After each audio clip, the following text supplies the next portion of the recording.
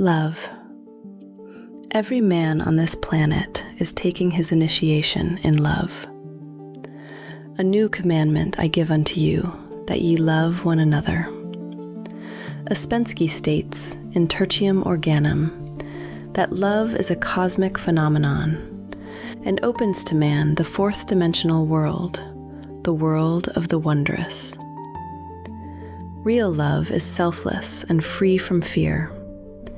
It pours itself out upon the object of its affection without demanding any return. Its joy is in the joy of giving. Love is God in manifestation and the strongest magnetic force in the universe. Pure, unselfish love draws to itself its own. It does not need to seek or demand.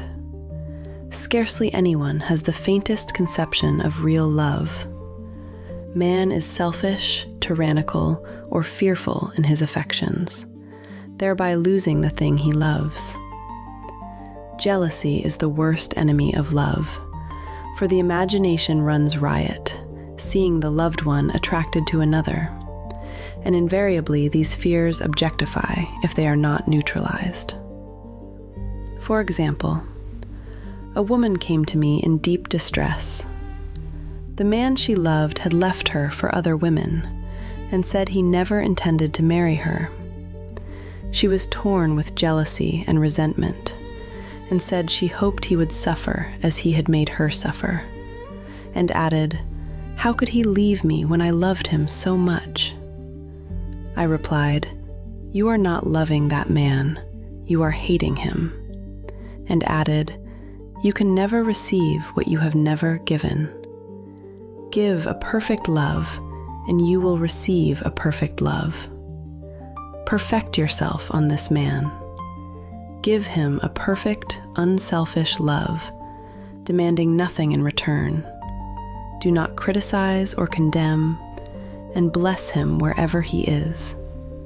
She replied, "No, I won't bless him unless I know where he is." "Well," I said, "that is not real love. When you send out real love will return to you, either from this man or his equivalent. For if this man is not the divine selection, you will not want him. As you are one with God, you are one with the love which belongs to you by divine right." Several months passed, and matters remained about the same, but she was working conscientiously with herself. I said, "When you are no longer disturbed by his cruelty, he will cease to be cruel, as you are attracting it through your own emotions." Then I told her of a brotherhood in India who never said "good morning" to each other. They used these words, "I salute the divinity in you." They saluted the divinity in every man and in the wild animals in the jungle, and they were never harmed, for they saw only God in every living thing. I said, "Salute the divinity in this man, and say, I see your divine self only. I see you as God sees you, perfect, made in his image and likeness." She found she was becoming more poised and gradually losing her resentment.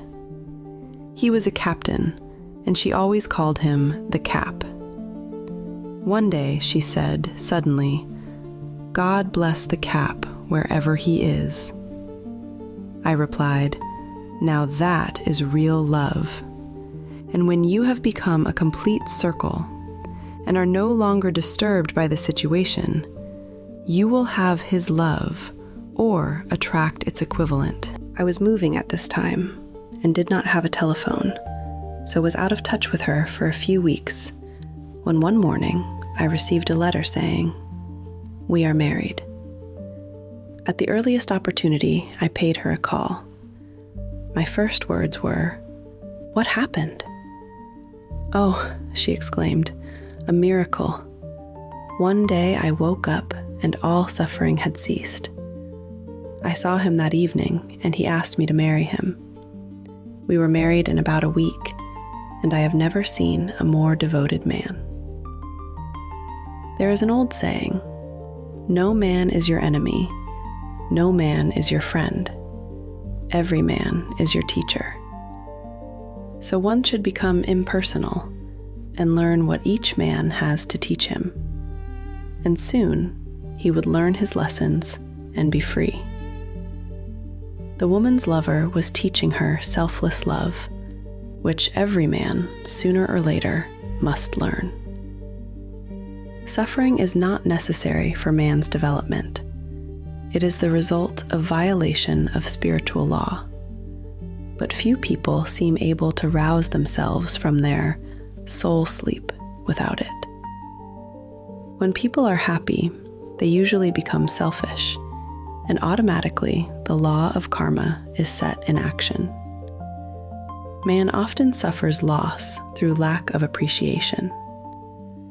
I knew a woman who had a very nice husband, but she said often, "I don't care anything about being married, but that is nothing against my husband. I'm simply not interested in married life." She had other interests and scarcely remembered she had a husband. She only thought of him when she saw him. One day, her husband told her he was in love with another woman and left. She came to me in distress and resentment. I replied, "It is exactly what you spoke the word for. You said you didn't care anything about being married, so the subconscious worked to get you unmarried." She said, "Oh yes, I see. People get what they want and then feel very much hurt." She soon became in perfect harmony with the situation and knew they were both much happier apart. When a woman becomes indifferent or critical and ceases to be an inspiration to her husband, he misses the stimulus of their early relationship and is restless and unhappy. A man came to me dejected, miserable, and poor. His wife was interested in the science of numbers and had had him read. It seems the report was not very favorable, for he said, "My wife says I'll never amount to anything because I am a 2. I replied, "I don't care what your number is. You are a perfect idea in divine mind, and we will demand the success and prosperity which are already planned for you by that infinite intelligence." Within a few weeks, he had a very fine position, and a year or 2 later, he achieved a brilliant success as a writer. No man is a success in business unless he loves his work. The picture the artist paints for love of his art is his greatest work. The potboiler is always something to live down. No man can attract money if he despises it.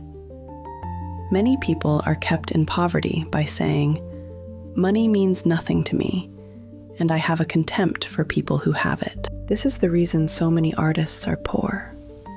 Their contempt for money separates them from it. I remember hearing one artist say of another, "He's no good as an artist, he has money in the bank." This attitude of mind, of course, separates man from his supply. He must be in harmony with a thing in order to attract it. Money is God in manifestation, as freedom from want and limitation, but it must be always kept in circulation and put to right uses. Hoarding and saving react with grim vengeance. This does not mean that man should not have houses and lots, stocks and bonds, for the barns of the righteous man shall be full. It means man should not hoard even the principal, if an occasion arises when money is necessary. In letting it go out fearlessly and cheerfully, he opens the way for more to come in. For God is man's unfailing and inexhaustible supply. This is the spiritual attitude towards money, and the great bank of the universal never fails. We see an example of hoarding in the film production of Greed. The woman won $5,000 in a lottery, but would not spend it. She hoarded and saved, let her husband suffer and starve, and eventually she scrubbed floors for a living. She loved the money itself and put it above everything. And one night she was murdered and the money taken from her. This is an example of where love of money is the root of all evil. Money in itself is good and beneficial, but used for destructive purposes, hoarded and saved, or considered more important than love, brings disease and disaster, and the loss of the money itself. Follow the path of love, and all things are added. For God is love, and God is supply. Follow the path of selfishness and greed, and the supply vanishes, or man is separated from it. For example, I knew the case of a very rich woman who hoarded her income. She rarely gave anything away, but bought and bought and bought things for herself.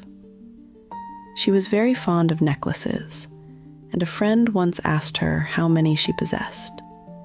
She replied, 67. She bought them and put them away, carefully wrapped in tissue paper. Had she used the necklaces, it would have been quite legitimate, but she was violating the law of use. Her closets were filled with clothes she never wore, and jewels which never saw the light. The woman's arms were gradually becoming paralyzed from holding on to things, and eventually she was considered incapable of looking after her affairs, and her wealth was handed over to others to manage. So man, in ignorance of the law, brings about his own destruction. All disease, all unhappiness, come from the violation of the law of love. Man's boomerangs of hate, resentment, and criticism come back laden with sickness and sorrow. Love seems almost a lost art, but the man with the knowledge of spiritual law knows it must be regained, for without it, he has become as sounding brass and tinkling cymbals. For example, I had a student who came to me, month after month, to clean her consciousness of resentment. After a while, she arrived at the point where she resented only one woman, but that one woman kept her busy. Little by little, she became poised and harmonious, and one day, all resentment was wiped out. She came in radiant and exclaimed, "You can't understand how I feel." The woman said something to me, and instead of being furious, I was loving and kind. And she apologized and was perfectly lovely to me. No one can understand the marvelous lightness I feel within. Love and goodwill are invaluable in business.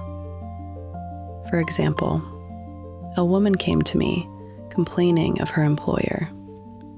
She said she was cold and critical and knew she did not want her in the position. "Well," I replied, "salute the divinity in the woman and send her love." She said, "I can't. She's a marble woman." I answered, "You remember the story of the sculptor who asked for a certain piece of marble? He was asked why he wanted it, and he replied, 'Because there is an angel in the marble.' And out of it, he produced a wonderful work of art." She said, "Very well, I'll try it." A week later, she came back and said, "I did what you told me to, and now the woman is very kind and took me out in her car." People are sometimes filled with remorse for having done someone an unkindness, perhaps years ago. If the wrong cannot be righted, its effect can be neutralized by doing someone a kindness in the present. This one thing I do, forgetting those things which are behind, and reaching forth unto those things which are before. Sorrow, regret, and remorse tear down the cells of the body and poison the atmosphere of the individual. A woman said to me in deep sorrow, "Treat me to be happy and joyous, for my sorrow makes me so irritable with the members of my family that I keep making more karma." I was asked to treat a woman who was mourning for her daughter. I denied all belief in loss and separation and affirmed that God was the woman's joy, love, and peace. The woman gained her poise at once, but sent word by her son not to treat any longer because she was so happy it wasn't respectable. So mortal mind loves to hang on to its griefs and regrets. I knew a woman who went about bragging of her troubles. So, of course, she always had something to brag about. The old idea was, if a woman did not worry about her children, she was not a good mother. Now we know that mother fear is responsible for many of the diseases and accidents which come into the lives of children.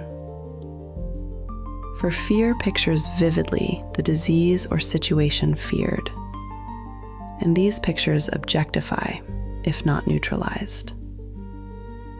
Happy is the mother who can say sincerely that she puts her child in God's hands and knows, therefore, that he is divinely protected. For example, a woman awoke suddenly in the night, feeling her brother was in great danger. Instead of giving in to her fears, she commenced making statements of truth, saying, "Man is a perfect idea in divine mind, and is always in his right place. Therefore, my brother is in his right place, and is divinely protected." The next day, she found that her brother had been in close proximity to an explosion in a mine, but had miraculously escaped. So man is his brother's keeper, in thought, and every man should know that the thing he loves dwells in the secret place of the Most High, and abides under the shadow of the Almighty. There shall no evil befall thee, neither shall any plague come nigh thy dwelling. Perfect love casteth out fear. He that feareth is not made perfect in love. And love is the fulfilling of the law. You've been listening to The Game of Life and How to Play It by Florence Scovel Shinn, an illustrator living in New York City who became a teacher of New Thought after a divorce. New Thought was a movement which holds the belief that individuals can create their own reality through intentional thoughts and prayer, much like the current Law of Attraction movement. If you're ready to improve your finances or love life, watch the next video in the series, Intuition or Guidance. Get your daily dose of mindset upgrades by subscribing. Can you help us spread the abundance by sharing this channel with a friend? Thank you for being here. Provide an energy exchange by hitting the like button and subscribing.